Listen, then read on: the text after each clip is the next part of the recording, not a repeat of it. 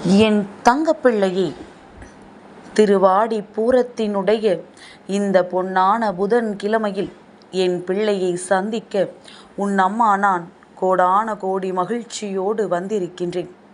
என் பிள்ளையே, அகிலாண்ட கோடி பிரம்மாண்ட நாயகி அம்பிகைக்கு வளைகாப்பு நாளான இன்று என் குழந்தையின் வாழ்க்கையில் மங்கள நிகழ்வு ஒன்று நடக்க இருக்கின்றது என்கின்ற நல்ல செய்தியினை கொண்டு உன் அம்மா ஓடோடி வந்திருக்கின்றேன். என் பிள்ளையே, அதிசக்தி வாய்ந்த நல்ல நாளில் இந்த தாயானவள் உன்னை தேடி வந்திருக்கின்ற இந்த நேரத்தில் எக்காரணம் கொண்டும் அம்மா என்னை நீ தவிர்த்து விடாதே. என் பிள்ளைக்கு நான் வருகின்ற ஒவ்வொரு நேரமுமே பொன்னான நேரம்தான்.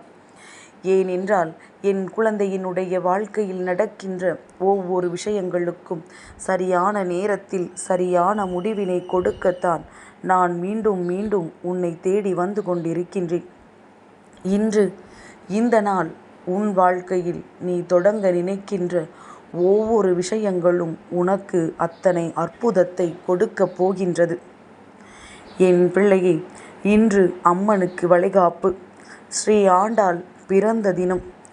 இப்பேற்பட்ட ஓர் அதிர்ஷ்ட நாளில் என் பிள்ளையே, உனக்கு பொன் கிடைத்தாலும் புதன் கிடைக்காது என்று சொல்வது போல இன்று நீ செய்கின்ற எந்த ஒரு செயலாக இருந்தாலும் மனதிற்குள் தெளிவோடு செய்ய தொடங்கு.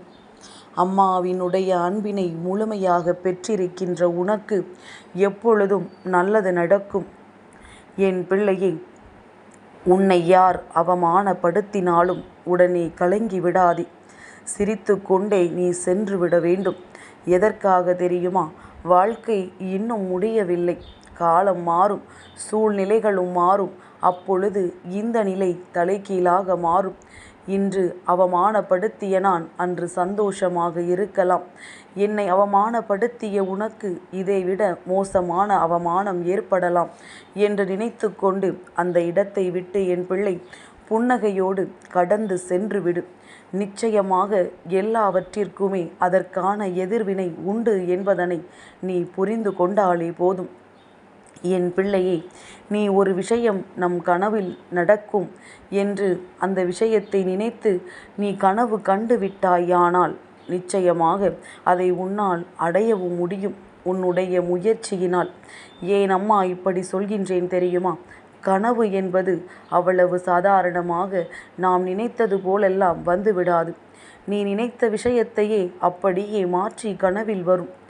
அதனால் கனவு கண்டுவிட முடியும் என்பது உனக்குள் எண்ணமாக இருந்துவிட்டது என்றால், நீ ஆசைப்பட்ட ஒரு விஷயத்தையே அடைந்ததாக கனவையும் கண்டுவிட்டால் நிச்சயமாக முயற்சிக்கு பலன் உண்டு என்பதனை அந்த நொடி நீ புரிந்து கொள்ளலாம். என் பிள்ளையே, வாழ்க்கை ஓடிய ஓட்டத்தில் வெகு தூரம் சென்று விட்டாய். ஏதோ தொலைத்தது போன்ற ஒரு உணர்வோடு அங்கு நின்று கொண்டிருக்கின்றாய். திரும்பி பார்த்தால் நீ தொலைத்தது வேறு எதுவும் இல்லை, உன்னைத்தான் நீ தொலைத்திருக்கின்றாய் என்பதுதான் உண்மை. அப்பொழுதுதான் உனக்கு புரியும், நாம் நமக்கான வாழ்க்கையை ஒரு சிறு துளி அளவு கூட வாழவில்லையே, நாம் இத்தனை காலமும் இப்படியே கடந்து வந்து விட்டோமே என்று சொல்லி நீ வேதனைப்படுவாய். அதனால்தான் உனக்கு கிடைத்திருக்கின்ற ஒவ்வொரு நொடியையும் என் பிள்ளை நீ வாழ வேண்டும். உனக்கான ஒவ்வொரு நிமிடங்களையும் நீ சந்தோஷமாக எதிர்கொள்ள வேண்டும்.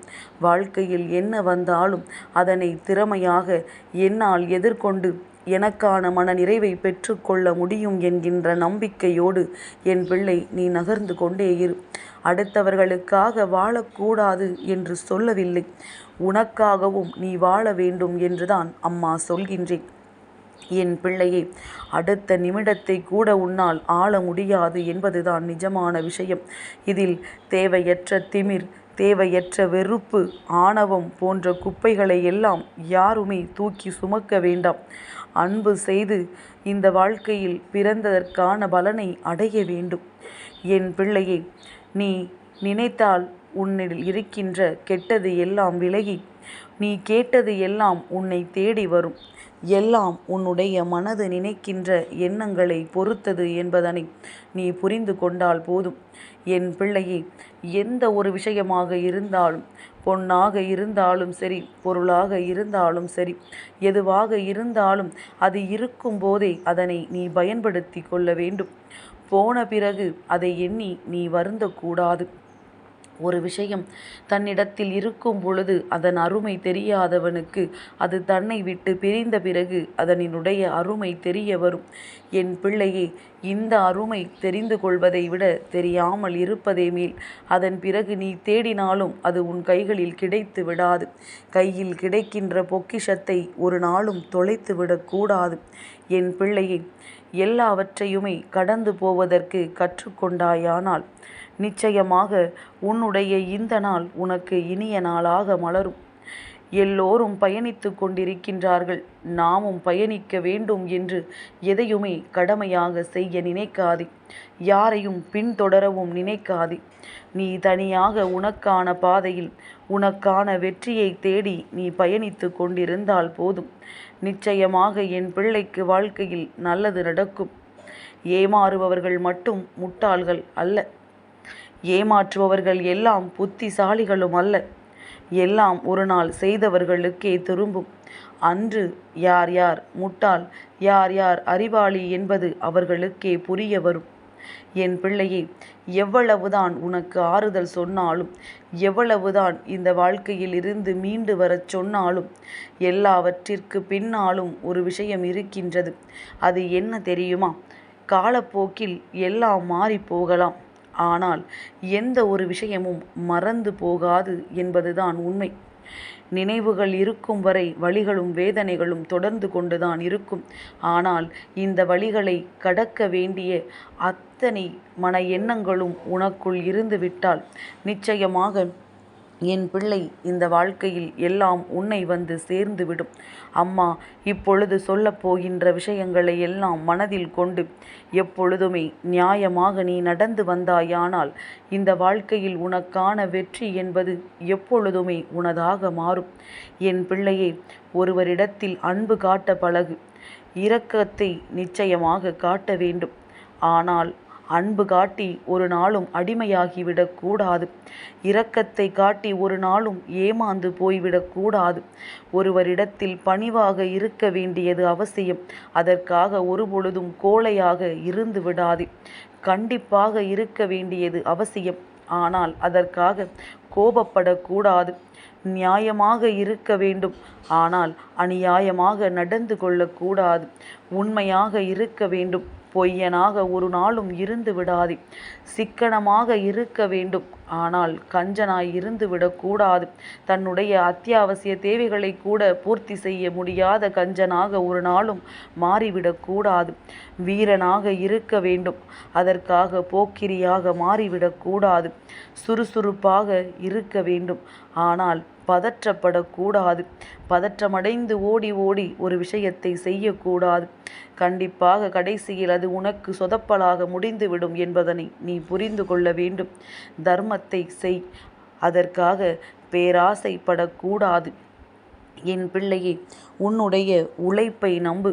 இறைவனை மறக்காமல் நல்லதையே சிந்தித்து நல்லதை மட்டுமே செய்ய வேண்டும்.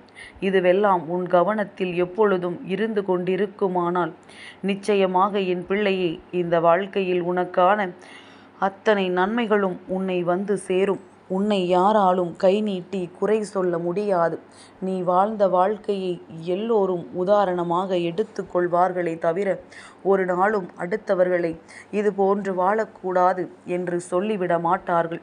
இதையெல்லாம் புரிந்து கொண்டு இந்த வாழ்க்கையில் 1000 கஷ்டங்களை மனதில் ஒளித்து வைப்பதை நிறுத்திவிட்டு உனக்கு கிடைத்த வாழ்க்கையை சந்தோஷமாக எல்லாவற்றையும் வெளிப்படையாக கொண்டு நீ வாழ பழகு. நிச்சயமாக என் பிள்ளைக்கு இந்த ஆடி பூரம் நல்ல நாளில் ஆண்டாளினுடைய ஆசி நிச்சயமாக கிடைக்கட்டும். என் பிள்ளையை அம்பிகையினுடைய வளைகாப்பில் பங்கெடுத்து கொண்டு அவளிடத்திலிருந்து என் பிள்ளை வளையல்களை பெற்று கொண்டால் இன்று உனக்கு மிகவும் உத்தமம். கிடைக்கவில்லை என்றாலும் அதற்காக வருந்தாதே. அவளை மனதார நினைத்து நீ வழிபட்டாலே போதும். நிச்சயமாக உனக்கு நன்மைகள் நடக்கத்தான் செய்யும். உன் வாழ்க்கையில் மங்களகரமான நிகழ்வுகள் எல்லாம் அரங்கேறத்தான் செய்யும்.